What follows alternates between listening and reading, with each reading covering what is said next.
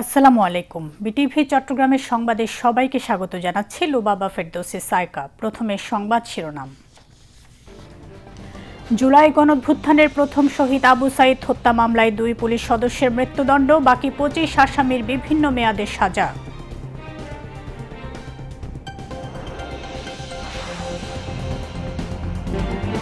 অস্ত্র মামলায় ওসমান হাদি হত্যা মামলার আসামি ফয়সাল করিমের 10 বছরের কারাদণ্ড।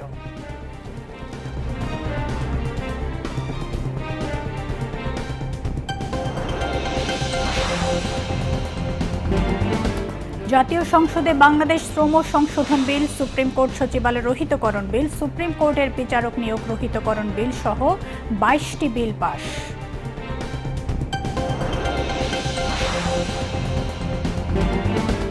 বগুড়া 6 আসনের উপনির্বাচন ও শেরপুর 3 আসনের নির্বাচনে ভোট গ্রহণ অনুষ্ঠিত, চলছে ভোট গণনা।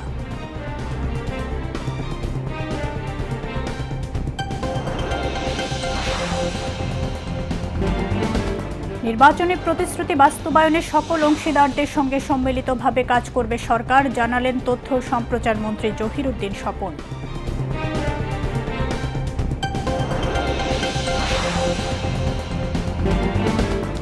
কর ফাঁকি বন্ধ করা গেলে রাজস্ব আহরণ বাড়বে, প্রাক বাজেট আলোচনায় বললেন জাতীয় রাজস্ব বোর্ড চেয়ারম্যান।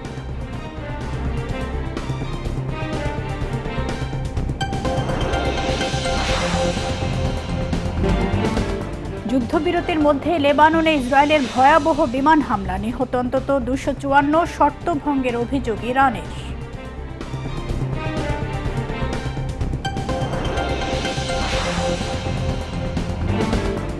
এবং ব্যাংককে এশিয়া গেমস হকি বাছাই পর্বে হংকংকে 3-2 গোলে হারিয়েছে বাংলাদেশ।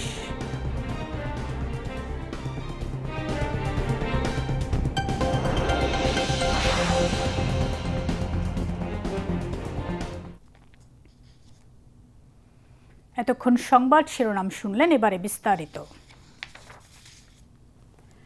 2024 সালে জুলাই গণঅভ্যুত্থানে শহীদ আবু সাঈদ হত্যা মামলায় 2 পুলিশ সদস্য আমির হোসেন ও সুজন চন্দ্র রায়কে মৃত্যুদণ্ডসহ 3 জনকে যাবজ্জীবন কারাদণ্ডের আদেশ দিয়েছেন আন্তর্জাতিক অপরাধ ট্রাইব্যুনাল। রায়ে মামলার 30 আসামির বাকি 25 জনকে দ্বিতীয় বিভিন্ন মেয়াদে কারাদণ্ড দেন ট্রাইব্যুনাল। বিচারপতি নজরুল ইসলাম চৌধুরীর নেতৃত্বাধীন 3 সদস্যের আন্তর্জাতিক অপরাধ ট্রাইব্যুনাল 2 আজ এই রায় ঘোষণা করেন। ট্রাইব্যুনালের অপর 2 বিচারক মোহাম্মদ মঞ্জুরুল বাসিদ ও বিচারক নূর মোহাম্মদ শাহরিয়ার কবির এ সময় উপস্থিত ছিলেন। মামলার রায় ঘোষণার কার্যক্রম প্রসিকিউশনের ফেসবুক পেজ ও বিটিভি নিউজে সরাসরি সম্প্রচার করা হয়। পরে সাংবাদিকদের ব্রিফ করেন ট্রাইব্যুনালের চিফ প্রসিকিউটর মোহাম্মদ আমিনুল ইসলাম। তিনি বলেন, পূর্ণাঙ্গ রায় হাতে পাবার পর কোনো আসামির বিরুদ্ধে সাজা বাড়াতে উচ্চ আদালতে আপিল করা হবে কিনা তার সিদ্ধান্ত নেবে প্রসিকিউশন। এই মামলার মধ্যে সর্বমোট আসামি করা হয়েছিল 30 জনকে। এই 30 জন আসামির মধ্যে 30 জনকেই আজকে দণ্ডিত করা হয়েছে। এই মামলায় সর্বমোট 25 জন সাক্ষীর সাক্ষ্য নেওয়া হয়েছে। মৃত্যুদণ্ড হয়েছে 2 জনের। একজন হচ্ছে আমির হোসেন, তিনি এএসআই, আরেকজন হচ্ছে সুজন চন্দ্র, ইনি কনস্টেবল। এই 2 জনের মৃত্যুদণ্ডে দণ্ডিত করা হয়েছে। যাবজ্জীবন সাজা হয়েছে 3 জনের। অতিরিক্ত তাদেরকে আরও 10 বছর, অন্য কাউন্টে তাদেরকে 10 বছরের শাস্তি দেওয়া হয়েছে। 10 বছরের সাজা হয়েছে এই ছাড়া ডক্টর হাসিবুর রহমান বাচ্চু, তিনি রুকেয়া বিশ্ববিদ্যালয়ের সেই হতভাগা ভিসি। মনিরুজ্জামান বেল্টু পুলিশের সাবেক কমিশনার ছিলেন। মশিউর রহমান, আসাদুজ্জামান মণ্ডল, পমেল বড়ুয়া, তাদের প্রত্যেকের 10 বছর করে শাস্তি হয়েছে। এর আগে এই মামলায় বেগম রোকেয়া বিশ্ববিদ্যালয়ের তৎকালীন ভিসি হাসিবুর রশিদ সহ 30 জন আসামির বিরুদ্ধে গত বছরে 30 জন আনুষ্ঠানিক অভিযোগ আমলে নিয়ে বিচার কাজ শুরু করেন আন্তর্জাতিক অপরাধ ট্রাইব্যুনাল 2। দীর্ঘ 8 মাসের বিচারিক প্রক্রিয়া শহীদ আবু সাঈদের বাবা ও শহীদ আবু সাঈদের মরদেহের ময়না তদন্তকারী কর্মকর্তা সহ মোট 25 জনের সাক্ষ্য গ্রহণ করা হয়। মামলায় 30 জন আসামির মধ্যে 6 জন গ্রেফতার রয়েছেন। তারা হলেন বেগম রোকেয়া বিশ্ববিদ্যালয়ের সাবেক প্রক্টর শরীফুল ইসলাম, সাবেক সহকারী রেজিস্ট্রার রাফিউল হাসান রাসেল, রেজিস্ট্রার কার্যালয়ের চুক্তিভিত্তিক সাবেক কর্মচারী মোহাম্মদ আনোয়ার পারভেজ, পুলিশের সাবেক সহকারী উপপরিদর্শক এএএসআই আমির হোসেন, সাবেক কনস্টেবল সুজন চন্দ্র রায় ও নিষিদ্ধ সংগঠন ছাত্রলীগ নেতা ইমরান চৌধুরী ওরফে আকাশ। মামলায় 10 বছরের সশ্রম কারাদণ্ডপ্রাপ্ত আসামি বেগম রোকেয়া বিশ্ববিদ্যালয়ের সাবেক উপাচার্য হাসিবুর রশিদ ও রংপুর রেঞ্জের তৎকালীন ডিআইজি সহ 24 আসামি পলাতক রয়েছেন। রাজধানীর আদাবর থানার অস্ত্র আইনের একটি মামলায় ওসমান হাদি হত্যা মামলার প্রধান আসামি ফয়সাল করিম মাসুদকে 10 বছরের সশ্রম কারাদণ্ড দিয়েছেন আদালত। আজ ঢাকার অতিরিক্ত মহানগর দায়রা জজ মাহমুদুল মোহসিন এ রায় ঘোষণা করেন। গত রোববার মামলার যুক্তিতর্ক উপস্থাপন শেষে আদালত রায়ের জন্য আজকের দিন ধার্য করেন। মামলায় ফয়সাল করিম পলাতক থাকায় তার বিরুদ্ধে গ্রেপ্তারি পরোয়ানা জারি রয়েছে। মামলা সূত্রে জানা যায় 2024 সালের 7 নভেম্বর আদাবরের বাইতুল আমান হাউজিং সোসাইটির এক ফ্ল্যাটে অভিযান পরিচালনা করে র্যাব 2।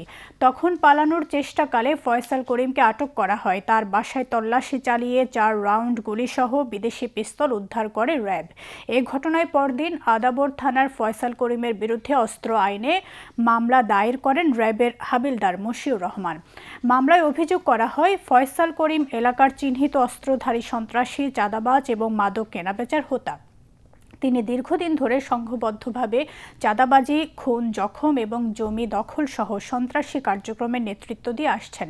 অপরাধ সংগঠনের জন্য অবৈধ আগ্নেয়াস্ত্র নিজের কাছে রেখেছিলেন। তদন্ত শেষে ফয়সাল করিমকে অভিযুক্ত করে গত বছরের 28 মার্চ আদাবর থানার উপপরিদর্শক জাহিদ হাসান আদালতে অভিযোগপত্র জমা দেন। মামলার বিচার চলাকালে আদালত 14 জনের মধ্যে 13 জনের সাক্ষ্য গ্রহণ করেন। জাতীয় সংসদে আজ বাংলাদেশ শ্রম সংশোধন বিল, সুপ্রিম কোর্ট সচিবালয় রহিতকরণ বিল, সুপ্রিম কোর্টের বিচারক নিয়োগ রহিতকরণ বিল, পাবলিক প্রকিউরমেন্ট সংশোধন বিল 2026 সহ 12টি বিল পাশ হয়েছে। সকালে স্পিকার হাফিজ উদ্দিন আহমদ বীর বিক্রমের সভাপতিত্বে সংসদের বৈঠক শুরু হয়। সংসদ নেতা ও প্রধানমন্ত্রী তারেক রহমান সংসদের বৈঠকে উপস্থিত ছিলেন। আজকের দিনের কার্যসূচি অনুযায়ী প্রশ্ন জিজ্ঞাসা এবং উত্তর টেবিলে উত্থাপিত হয়। এছাড়া বিধি 71 অনুযায়ী জনগুরুত্বপূর্ণ বিষয়ে মনোযোগ আকর্ষণের আওতায় প্রাপ্ত নোটিশ সমূহ নিষ্পত্তি স্থগিত করা হয়। আজ পাশ হওয়া অন্যান্য বিলগুলোর মধ্যে রয়েছে জাতীয় মানবাধিকার কমিশন রহিতকরণ ও পুনঃপ্রচলন বিল, বাংলাদেশ এনার্জি রেগুলেটরি কমিশন সংশোধন বিল, জাতীয় ক্রীড়া সংসদ সংশোধন বিল, বঙ্গবন্ধু ক্রীড়াসেবী কল্যাণ ফাউন্ডেশন সংশোধন বিল, শেখ হাসিনা জাতীয় যুব উন্নয়ন ইনস্টিটিউশন সংশোধন বিল, বৈদেশিক কর্মসংস্থান এবং অভিবাসী সংশোধন বিল, স্থানীয় সরকার ইউনিয়ন পরিষদ সংশোধন বিল এবং আইনগত সহায়তা প্রদান সংশোধন বিল 2026। বিলগুলো সংশ্লিষ্ট মন্ত্রীগণ জাতীয় সংসদে উত্থাপিত আকারে পাশের প্রস্তাব করলে কণ্ঠ ভোটে সেগুলো পাশ হয়। এদিকে টেবিলে উত্থাপিত এক প্রশ্নের জবাবে সড়ক পরিবহন ও সেতু মন্ত্রী শেখ রবিউল আলম সংসদকে জানান, শিগগিরই এসি বাস ও মিনি বাসের ভাড়ার তালিকা প্রণয়ন করা হবে। পাশাপাশি গণপরিবহনের অভ্যন্তরে ডিজিটাল ডিসপ্লেতে ভাড়া প্রদর্শন করার ব্যবস্থা নেওয়া হবে। সড়ক পরিবহন মন্ত্রী বলেন, সড়ক পরিবহন আইন অনুযায়ী প্রতিটি মহানগর, বিভাগ ও জেলায় একটি করে যাত্রী ও পণ্য পরিবহন কমিটি গঠন এবং তাদের কর্মপরিধি নির্ধারণের বিধান রয়েছে। তিনি জানান, সড়ক পরিবহন বিধিমালা 2022-এর বিধি 60 ক অনুযায়ী সংশ্লিষ্ট কমিটি রাস্তার ধারণ ক্ষমতা বিবেচনায় নিজ নিজ এলাকায় পরিবহন যানের সংখ্যা নির্ধারণ ও রুট পারমিট অনুমোদন করে। শেখ রবিউল আলম আরও বলেন, সড়ক পরিবহন আইন 2018-এর ধারা 34(2) এর ক্ষমতা বলে গেজেট জারি করে গণপরিবহনের ভাড়ার হার ও সর্বনিম্ন ভাড়া নির্ধারণ বা পুনর্নির্ধারণ করা হয়। এ অনুযায়ী পুনর্নির্ধারিত ভাড়া বিআরটিএ তাদের ওয়েবসাইটে প্রকাশ করে এবং গণপরিবহনের অভ্যন্তরে দৃশ্যমান স্থানে প্রদর্শনের জন্য সংশ্লিষ্ট পরিবহন প্রতিষ্ঠান ও মালিকদের নির্দেশনা দেয়। তিনি জানান, বর্তমানে নন এসি বাস ও মিনি বাসের ভাড়ার তালিকা বিদ্যমান রয়েছে। শেষ খবর পাওয়া পর্যন্ত সংসদের অধিবেশন চলছিল। আজ বগুড়া ৬ আসনে উপনির্বাচন ও শেরপুর ৩ আসনের সাধারণ নির্বাচনে ভোট গ্রহণ অনুষ্ঠিত হয়েছে। এখন চলছে ভোট গণনা। এর আগে সকাল 7:30টায় ভোট গ্রহণ শুরু হয় এবং একটানা বিকাল 4:30টা পর্যন্ত চলে। 12 ফেব্রুয়ারি ত্রয়োদশ জাতীয় সংসদ নির্বাচনে বিএনপি চেয়ারম্যান তারেক রহমান 2টি আসনে নির্বাচিত হন। এর মধ্যে বগুড়া 6 আসন তিনি ছেড়ে দেয়ায় এখন সেখানে উপনির্বাচন হলো। আর তফসিল ঘোষণার পর প্রতিদ্বন্দ্বী প্রার্থীর মৃত্যুতে শেরপুর 3 আসনের ভোট স্থগিত হয়েছিল, সেখানে আজ ভোট গ্রহণ হয়। বগুড়া 6 আসনের প্রার্থী 3 জন, তারা হলেন বিএনপির মোহাম্মদ রেজাউল করিম বাদশাহ, বাংলাদেশ জামায়াত ইসলামীর মোহাম্মদ আবিদুর রহমান ও বাংলাদেশ ডেভেলপমেন্ট পার্টি বিডিপির মোহাম্মদ আলামিন তালুকদার। এই আসনে ভোট কেন্দ্র 150, ভোট কক্ষ 835, ভোটার 4,50,309 জন। স্ট্রাইকিং ফোর্স হিসেবে সেনাবাহিনীর 250 জন মোতায়েন রয়েছেন। এছাড়া বিজিবি, র্যাব, পুলিশ ও আনসার ভিডিপির সদস্যরা ভোটে নিরাপত্তার দায়িত্বে রয়েছেন। শেরপুর 3 আসনে প্রার্থী 3 জন, বিএনপির মোহাম্মদ মাহমুদুল হক রুবেল, জামায়াত ইসলামীর মোহাম্মদ মাসুদুর রহমান মাসুদ ও বাসদ মার্ক্সবাদী প্রার্থী মোহাম্মদ মিজানুর রহমান। এ আসনে স্ট্রাইকিং ফোর্স হিসেবে সেনাবাহিনীর 140 জন সদস্য মোতায়েন রয়েছে। এছাড়া বিজিবি, র্যাব, পুলিশ ও আনসার ভিডিপির সদস্যরা নিরাপত্তার দায়িত্বে রয়েছেন।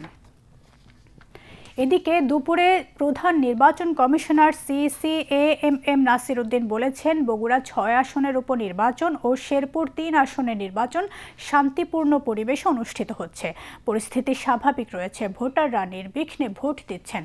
রাজধানীর আগারগাঁওয়ে নির্বাচন কমিশন ভবনের আইনশৃঙ্খলা সমন্বয় সেলে বগুড়া 6 আসনের উপনির্বাচন ও শেরপুর 3 আসনের নির্বাচন পরিস্থিতি পর্যবেক্ষণ শেষে সাংবাদিকদের ব্রিফিংয়ে সিইসি কথা বলেন। এ সময় নির্বাচন কমিশনার আব্দুর রহমান এল মাসউদ, আনোয়ারুল ইসলাম সরকার ও ব্রিগেডিয়ার জেনারেল অবসরপ্রাপ্ত আবুল ফজল মোহাম্মদ সানাউল্লাহ এবং নির্বাচন কমিশনার সিনিয়র সচিব আখতার আহমেদ সহ নির্বাচন কমিশন সচিবালয়ের ঊর্ধ্বতন কর্মকর্তাগণ উপস্থিত ছিলেন। সিইসি বলেন, বগুড়া ও শেরপুরের নির্বাচনকে 12 ফেব্রুয়ারির ভোটের মতোই গুরুত্ব দেওয়া হচ্ছে। আইনশৃঙ্খলা পরিস্থিতি স্বাভাবিক রাখতে সব ধরনের ব্যবস্থা নেওয়া হয়েছে। সীমান্তের পার্শ্ববর্তী হওয়ায় শেরপুরে বিজিবির সংখ্যা বাড়ানো হয়েছে বলে জানান সিইসি। আর্মি বর্ডারের একটু দূরে থাকতে হয়, 8 কিলোমিটার বোধহয় সম্ভবত থাকতে হয়। এই জন্য আমরা এখানে ডেভেলপমেন্ট অফ বিজিবিটা বাড়িয়েছি। ওখানে বিজিবিকে আমরা এখানে ইফেক্টিভলি বিজিবিকে ইউজ করছি, র্যাবকে ইউজ করছি, তারপর আনসার পুলিশ ওনারা তো আছেনই। আল্লাহ রহমতে সকাল থেকে আমি সকাল 7:30টা থেকে মনিটর করছি, কিন্তু আমার বাসায় ওই যে প্রথম রিপোর্টটা পাই 7:30টার সময় যে আমাদের যে শান্তি শৃঙ্খলা আছে কিনা। Then I also talk to the deputy commissioners of the 2 districts, যে আইন শৃঙ্খলা পরিস্থিতি কেমন। ওনারা যা রিপোর্ট দিয়েছেন সম্পূর্ণ স্বাভাবিক আছে। মানুষ শান্তিপূর্ণভাবে আসছে এবং শান্তিপূর্ণ পরিবেশে ভোট দিচ্ছে। নির্বাচনের প্রতিশ্রুতি বাস্তবায়নের সকল অংশীদারদের সঙ্গে সম্মিলিতভাবে কাজ করার কথা জানিয়েছেন তথ্য সম্প্রচার মন্ত্রী জহিরুদ্দিন স্বপন। তিনি আজ সকালে রাজধানীতে ইকোনমিক রিপোর্টার্স ফোরাম মিলনায়তনে এক অনুষ্ঠানে কথা জানান। অনুষ্ঠানে নাগরিক প্ল্যাটফর্মের সঙ্গে ইকোনমিক রিপোর্টার্স ফোরামের সমঝোতা স্মারক স্বাক্ষরিত হয়। এর আলোকে রাষ্ট্রের বিভিন্ন খাতে প্রস্তাবিত সংস্কার কার্যক্রমের অগ্রগতির উপর নজর রাখবে দুটি সংগঠন। এর ফলাফল যে কেউ দেখতে পারবেন reformtracker.bd প্ল্যাটফর্ম ফর sdgs.net নামের ওয়েবসাইটে। তথ্যমন্ত্রী এই রিফর্ম ট্র্যাকারকে একটি গুরুত্বপূর্ণ মেকানিজম বলে উল্লেখ করেন। তথ্য জগতে নতুন নতুন চ্যালেঞ্জ তৈরি হচ্ছে জানিয়ে তথ্যমন্ত্রী বলেন, এসব সমাধানের পথ দেখানোর লোকের অভাব আছে। এদিকে মনোযোগ বাড়ানোর উপর জোর দেন তিনি। ইআরএফ এর প্রধান দৌলত আক্তার মালা সহ অনুষ্ঠানে নাগরিক প্ল্যাটফর্মের ডক্টর দেবপ্রিয় ভট্টাচার্য ও নিউ এজের সম্পাদক নুরুল কবির উপস্থিত ছিলেন। 5ই আগস্টের যে পরিবর্তন এবং তখনকার যে দৃশ্যপট এবং এই মুহূর্ত পর্যন্ত তার যে একটা আমাদের প্রত্যেকের চিন্তার মধ্যে একটা সরাসরি অভিজ্ঞতা আমরা দেখেছি যে ভুল ভ্রান্তি কিভাবে আগমন ঘটে এবং তার পরিণামটা কতটা নির্মম হতে পারে, কতটা অসম্মান এবং অপমানজনক হতে পারে। এবং সেই একই চেয়ারে বসার পরে স্বাভাবিকভাবেই সামান্য যার চিন্তা শক্তি আছে তারা সকলেই এই ঘটনাগুলি থেকে শিক্ষা নেবেন। তো সেই কারণেই রিফর্ম ট্র্যাকার আমি মনে করি এটা একটা খুব গুরুত্বপূর্ণ মেকানিজম। প্রতিটি ক্ষেত্রেই এই ট্র্যাকার হিসাবে যদি প্রত্যেকটা ক্ষেত্রেই যদি একটু আমরা এটাকে একটা ইনএভিটেবল কম্পোনেন্ট হিসাবে যদি দাঁড় করানো যায় ডিসিশন মেকিং প্রসেসে, তাহলে কিন্তু এটা সুফল কিন্তু অনেক ভালোভাবে পাওয়া সম্ভব। রাজস্ব আহরণ বাড়াতে বিশেষ উদ্যোগের কথা জানিয়ে জাতীয় রাজস্ব বোর্ড চেয়ারম্যান মোহাম্মদ আব্দুর রহমান খান বলেছেন, কর ফাঁকির জায়গাগুলো চিহ্নিত করতে হবে। বর্তমানে রাজস্ব আদায়ের হার সরকার কিংবা জনগণ কারো কাছে সন্তোষজনক নয়। দুপুরে চট্টগ্রামে এক প্রাক বাজেট মত বিনিময় সভায় তিনি কথা বলেন। তিনি বলেন, বড় ধরনের কর ফাঁকি বন্ধ করা গেলে যারা নিয়মিত কর দিচ্ছেন তাদের উপর অতিরিক্ত চাপের বোঝা কমবে। বিভিন্ন সময় আমাদের ডেভেলপমেন্ট পার্টনাররা এবং বিভিন্ন এক্সপার্ট গ্রুপরা আমাদেরকে বিভিন্ন রকমের পরামর্শ দিয়ে থাকে যে এটা এইভাবে করেন ওভাবে করেন, তাহলে ট্যাক্স কালেকশন বাড়বে, এবং সবসময় পলিসি মেজারের মাধ্যমেই আমরা এই কাজটা করার চেষ্টা করি। এর ফলে যেটা হয়, কমপ্লায়েন্ট ট্যাক্স পেয়ার যারা, তাদের উপরে করের বোঝাটা আরও অনেক বেড়ে যায় এবং তারা বিপদে পড়ে। আর নন কমপ্লায়েন্ট ট্যাক্স পেয়াররা, তার তো যেহেতু সে আগেই থেকেই ট্যাক্স দিচ্ছে না, ট্যাক্স বাড়লেও তার কোনো কিছু যায় আসে না। তো এই জায়গা থেকে আমরা আসলে বেরোতে চাই। সেই কারণে আপনাদেরকেও কিছু কিছু অ্যাভিনিউজ বলতে হবে, যেখানে যেখানে বড় আকারের ট্যাক্স লিকেজ হয় সেগুলোকে আমাদেরকে তুলে ধরা, যে এখানে আমরা কিভাবে রিপেয়ার করে ট্যাক্স কালেকশন বাড়াতে পারি, যাতে করে ট্যাক্স রেট বাড়িয়ে অথবা ট্যাক্সের চাপ বাড়িয়ে আমাদের কমপ্লায়েন্ট ট্যাক্স পেয়ারদের উপর যাতে ঝামেলাটা না পড়ে।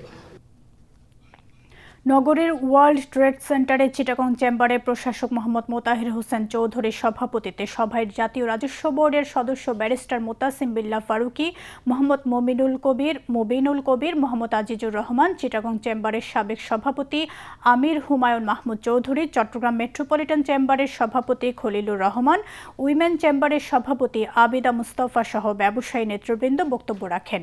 মত বিনিময় সভায় চট্টগ্রাম অঞ্চলের কাস্টমস, ভ্যাট ও আয়কর বিভাগের কমিশনারগণ, চট্টগ্রাম বিভাগের বিভিন্ন জেলা চেম্বারের নেতৃবৃন্দ, বিভিন্ন পর্যায়ের ব্যবসায়ী ও গণমাধ্যম ব্যক্তিত্বরা উপস্থিত ছিলেন।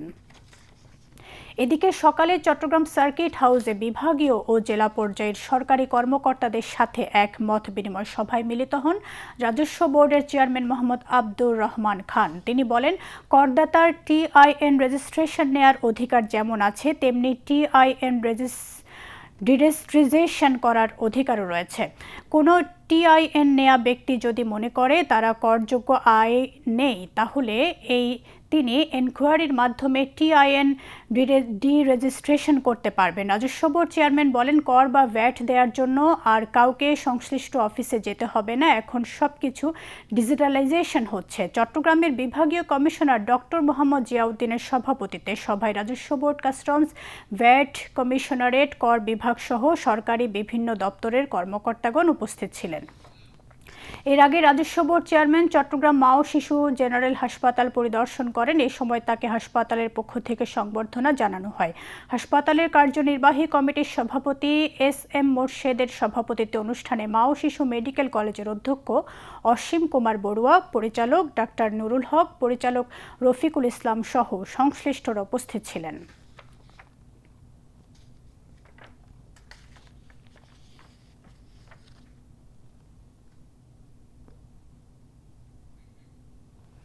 এবারে আন্তর্জাতিক সংবাদ।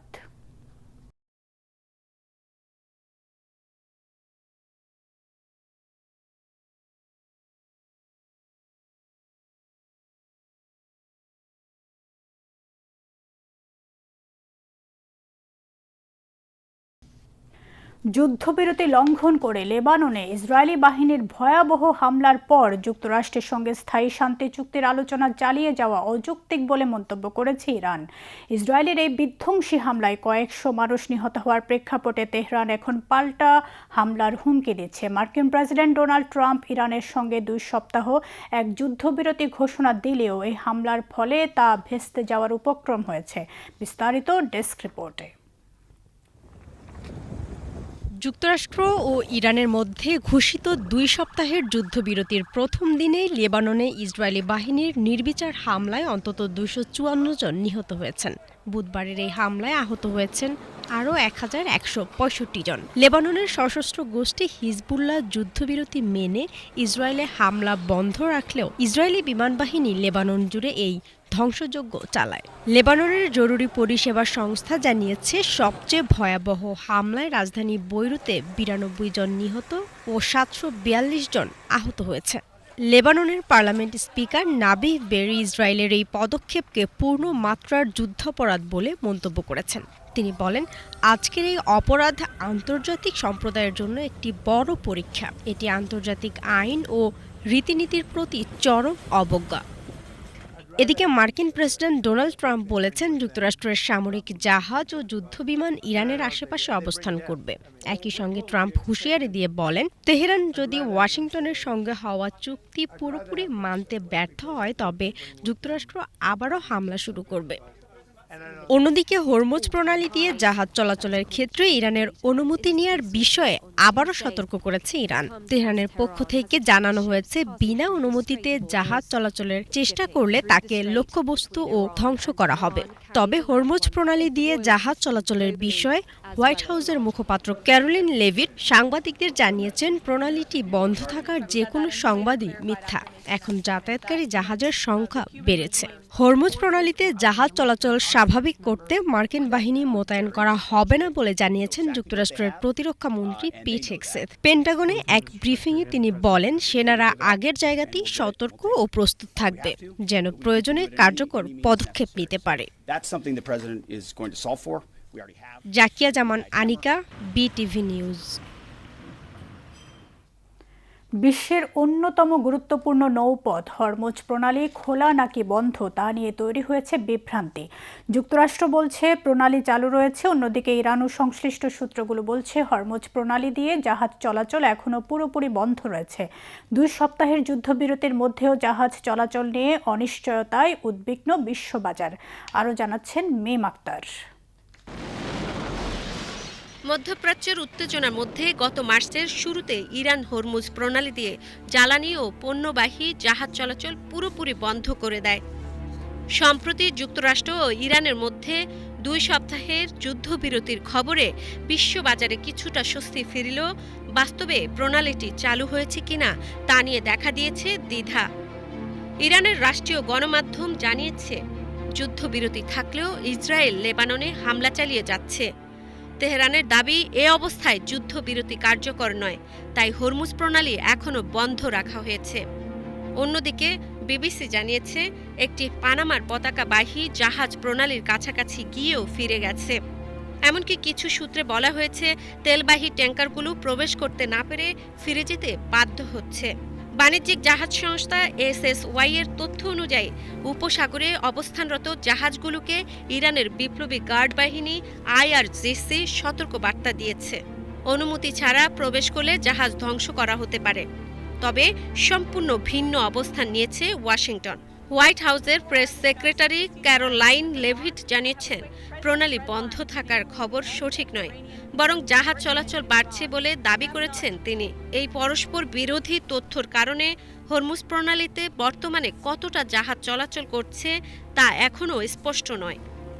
বিশ্বের জ্বালানি সরবরাহের একটি বড় অংশ এই পথ দিয়ে পরিবাহিত হওয়ায় পরিস্থিতির উপর নজর রাখছে আন্তর্জাতিক বাজার। হরমুজ প্রণালী ঘিরে এই অনিশ্চয়তা জ্বালানি বাজারে নতুন করে অস্থিরতা তৈরি করতে পারে বলে মনে করছেন বিশ্লেষকরা। পরিস্থিতি কোন দিকে যায় সেদিকে নজর রাখছে বিশ্ব। মিম আক্তার, ডেস্ক রিপোর্ট। ভারতের আসাম ও কেরালা রাজ্য এবং কেন্দ্রশাসিত অঞ্চল পুদুচেরিতে বিধানসভা নির্বাচনের ভোট গ্রহণ অনুষ্ঠিত হয়েছে। দেশটির নির্বাচন কমিশনের তথ্য অনুযায়ী আসামের 126টি, কেরালার 140টি এবং কেন্দ্রশাসিত অঞ্চল পুদুচেরির 30টি আসনে ভোট গ্রহণ হয়। আসামে 10 বছর ধরে ক্ষমতায় রয়েছে বিজেপি। সেখানে মুখ্যমন্ত্রী হিমন্ত বিশ্ব শর্মার প্রধান প্রতিপক্ষ কংগ্রেস। 2 দলই স্থানীয় ছোট দলগুলোর সঙ্গে জোট বেঁধে নির্বাচনী লড়াইয়ে নেমেছে। অন্যদিকে কেরালা শাসক বামপন্থী জোটকে কড়া চ্যালেঞ্জ জানাচ্ছে কংগ্রেস নেতৃত্বাধীন ইউডিএফ জোট। দক্ষিণের এই রাজ্যে সাধারণত প্রতি 5 বছর অন্তর শাসক বদলের রীতি থাকলেও 2021 সালে টানা দ্বিতীয়বার জিতে সেই প্রথা ভেঙে দেয় সিপিএম। পুদুচেরির রাজনীতিতে বরাবরই প্রতিবেশী রাজ্য তামিলনাড়ুর প্রভাব স্পষ্ট। সেখানে ক্ষমতাসীন সর্বভারতীয় এনআর কংগ্রেসের প্রধান এবং মুখ্যমন্ত্রী এন রঙ্গস্বামীর জোট সঙ্গী বিজেপি। এই জোটের প্রধান প্রতিদ্বন্দ্বী ডিএমকে কংগ্রেস জোট। আজ এই 3 রাজ্যে ভোট গ্রহণ হলেও ফল ঘোষণা করা হবে আগামী 4 মে। একই দিনে পশ্চিমবঙ্গ ও তামিলনাড়ু নির্বাচনের ফলাফলও জানানো হবে। পশ্চিমবঙ্গে 23 এবং 29 এপ্রিল 2 দফায় ভোট গ্রহণ করা হবে। অন্যদিকে তামিলনাড়ুতে ভোট হবে 23 এপ্রিল। শেয়ার বাজারের খবর।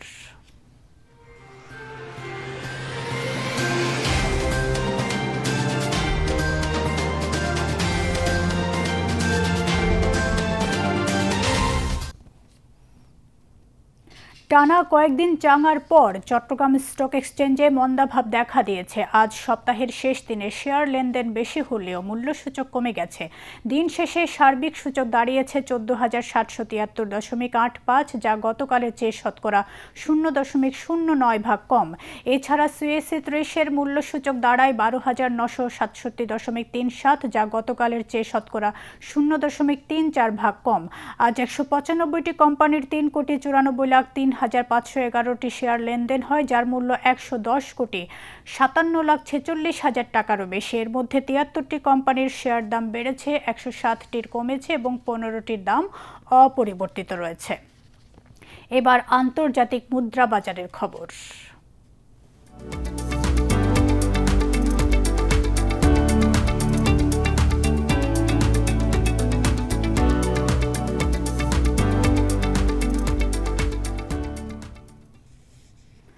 আজ বাংলাদেশি মুদ্রায় বিভিন্ন দেশের মুদ্রার বিনিময় হার। ইউএস ডলার 122 টাকা 75 পয়সা, সিঙ্গাপুর ডলার 96 টাকা 38 পয়সা, অস্ট্রেলিয়ান ডলার 86 টাকা 48 পয়সা, কানাডিয়ান ডলার 88 টাকা 65 পয়সা, হংকং ডলার 15 টাকা 48 পয়সা, ইউরো 143 টাকা 17 পয়সা, ব্রিটিশ পাউন্ড 164 টাকা 43 পয়সা, সৌদি রিয়াল 32 টাকা 32 পয়সা, কাতার রিয়াল 33 টাকা 26 পয়সা, ইউএই দিরহাম 33 টাকা 2 পয়সা, কুয়েতি দিনার 395 টাকা 76 পয়সা, মালয়েশিয়ান রিঙ্গিত 30 টাকা 44 পয়সা, থাই বাথ 3 টাকা 78 পয়সা, ভারতীয় রুপি 1 টাকা 32 পয়সা, চীনা ইউয়ান 17 টাকা 96 পয়সা।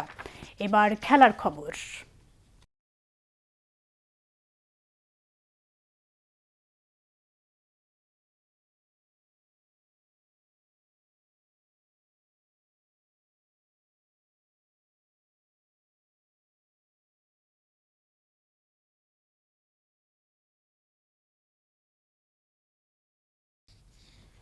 হকি।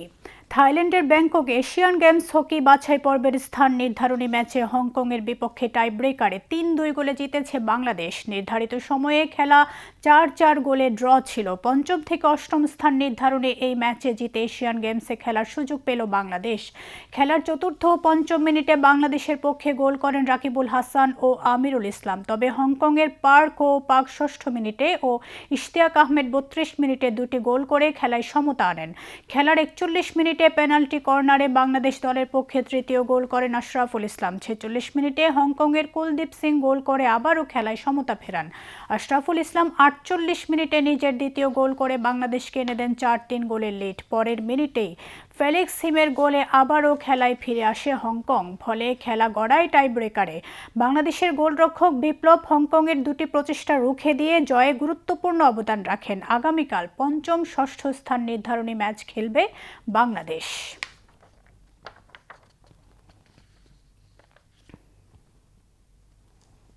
এবার আবহাওয়ার খবর।